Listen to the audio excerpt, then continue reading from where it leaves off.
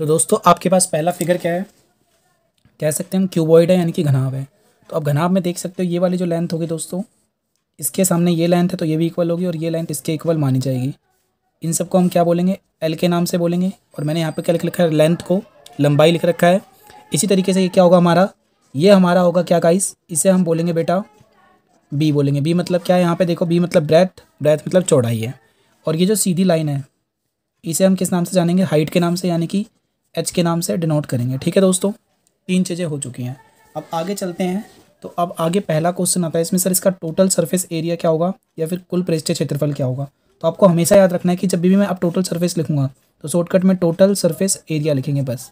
और इसका फॉर्मूला क्या होगा, 2 ब्रैकेट क्लोज एल इंटू में बी प्लस बी इंटू में एच प्लस एच इंटू में एल।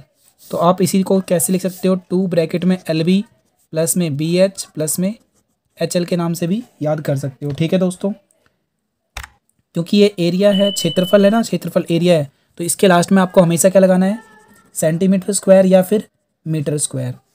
इसका हमारा सेकंड फॉर्मूला होता है गाइस, कर्व सरफेस एरिया यानी कि लेटरल सरफेस एरिया। क्या मतलब है इसका, जब मेरे पास ये डायग्राम है, इसके मैं चारों तरफ की बात करूँगा, सिर्फ ऊपर और नीचे को छोड़ करके।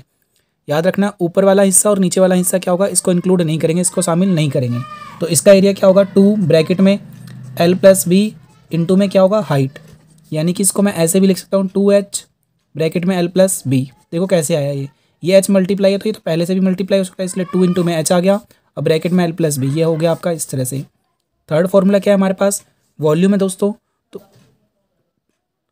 वॉल्यूम क्या होगा हमारा, देखो वॉल्यूम ऑफ क्यूबॉइड यानी घनाभ का आयतन हम क्या बोलेंगे, एल बी एच, यानी कि एल इंटू में बी इंटू में एच। बस इसकी वैल्यू पुट कर दो, आपका आंसर आएगा। आपको सर एल क्या होगा, बेटा एल का मतलब देखो ये लिखा हुआ है क्या है, लंबाई, बी मतलब चौड़ाई, एच मतलब ऊंचाई। 3 चीज़ें हो चुकी हैं।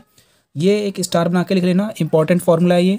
डायगनल ऑफ क्यूबॉइड, घनाभ की विकर्ण की लंबाई, मतलब अगर मान लो ये क्यूबॉइड है और मैं बोलूँ सर इसके अंदर सबसे लंबी लेंथ कौन सी होगी, तो हमेशा क्या होता है, डायगनल होता है।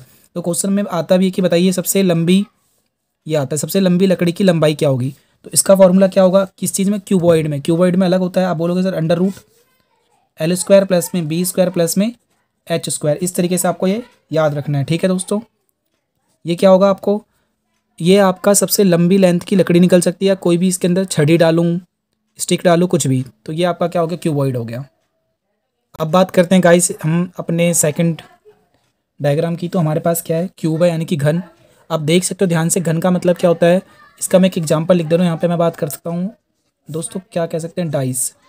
डाइस का मतलब क्या होता है, एक तरीके से पासा। तो अब समझो ये होता क्या है, इसके 6 इक्वल फेस होते हैं, 6 बराबर क्या होती है सतह, मतलब हर साइड की होती है, सारी की सारी इक्वल होती हैं, इसीलिए हम इसे क्या कहते हैं, क्यूब कहते हैं। ठीक है, अब क्यूब जब सब कुछ इक्वल है तो यानी कि ये वाली लेंथ, चाहे मैं इस वाली लेंथ की बात करूँ या फिर मैं इसके इस वाली लेंथ की बात करूँ, सबके सब क्या होंगे दोस्तों, इक्वल होते हैं, इसीलिए हम इसे ए के नाम से डिनोट करते हैं।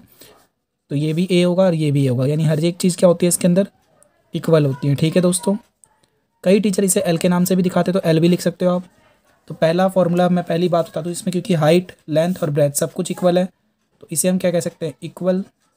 और इसीलिए मैं इसे क्या लिखूंगा दोस्तों, ए के नाम से लिखेंगे। क्या लिखेंगे, इसे हम शॉर्टकट में ए के नाम से लिखेंगे। क्लियर है यहाँ तक। तो देखो इसका total surface area of cube क्या होगा, मतलब इसके हर एक जगह की एरिया की बात कर रहे हैं। और जब भी एरिया निकालने का आएगा तो आपको ये समझ के चलना है दोस्तों, आपको ये मान के चलना है कि हमें वहाँ पे पेंट करना है। इस तरीके से आप सोचोगे ना तो आपको एरिया निकालने में कभी भी कोई प्रॉब्लम नहीं होगी, क्षेत्रफल निकालने में कोई प्रॉब्लम नहीं होगी। तो इसका पहला फॉर्मूला होगा बेटा 6a स्क्वायर, या फिर क्या बोलोगे 6l स्क्वायर। ए का मतलब क्या है, जो इसकी भुजा है, यानी कि जो इसकी क्या है दोस्तों, साइड है। ठीक है, इस नाम से इसे हम डिनोट करते हैं। तो पहला खत्म हो गया। अब कहता है वक्र। वक्र का मतलब क्या होता है दोस्तों, इसके चारों तरफ की बात करता है, इसमें ऊपर और नीचे वाला हिस्सा इंक्लूड नहीं होता है, तो इसीलिए हम क्या बोलेंगे, इसका फॉर्मूला क्या होगा सर, 4a स्क्वायर या फिर 4l स्क्वायर। थर्ड फॉर्मूला है हमारे पास वॉल्यूम ऑफ क्यूब। वॉल्यूम क्या होगा, तो आप बोलोगे सर इसका वॉल्यूम होता है a क्यूब या फिर l क्यूब, दोनों का एक ही मतलब है। इसे हम इस तरीके से भी लिख सकते हैं, भुजा का क्यूब कर दो। ठीक है दोस्तों, और यहाँ पर भी 4 इंटू में भुजा का स्क्वायर लिख सकते हो। ठीक है, यानी कि 4 इंटू में जो भुजा दे रखी है उसका स्क्वायर कर देना है। और एक इम्पॉर्टेंट क्वेश्चन ये कि अगर आएगा घन के विकर्ण की लंबाई क्या है, मतलब अगर मेरे पास एक क्यूब है और मैं पूछूं सर इसके अंदर मैं सबसे लंबी वाली लकड़ी रखना चाहता हूँ तो कितनी लंबी होगी, तो इसका डायरेक्टली फॉर्मूला हमारे पास है गाइस 3 इंटू में एच, क्या बोलोगे दोस्तों 3 और ये इसे रूट लगाना है EDGE एच, और एच का हमने क्या बोल सकते हैं दोस्तों, इसे हम साइड भी कह सकते हैं। क्या कह सकते हैं 3 इंटू में एच बोलूँ या फिर साइड, मतलब ये जो इसकी लेंथ है ना इसको एच के नाम से भी हम जानते हैं, ठीक है, इसी को साइड बोलते हैं। तो अब क्या हुआ देखो ध्यान से, √3 इंटू में, इसे साइड भी बोल सकता हूँ और इसी को हम कह सकते हैं √3। दोस्तों इसे मैंने क्या बोलता √3 इंटू में साइड, ठीक है गाइस, या फिर इसे हम कह सकते हैं √3 इंटू में ए भी कह सकते हैं, समझ गए। और हिंदी वाले क्या लिख सकते हैं इसे √3 इंटू में भुजा लिख दो, आपका एक ही मतलब है चाहे आप कुछ भी लिखो। तो ये आपके इसके इंपॉर्टेंट फॉर्मूले हैं। बात करते हैं आगे नेक्स्ट स्टेप की।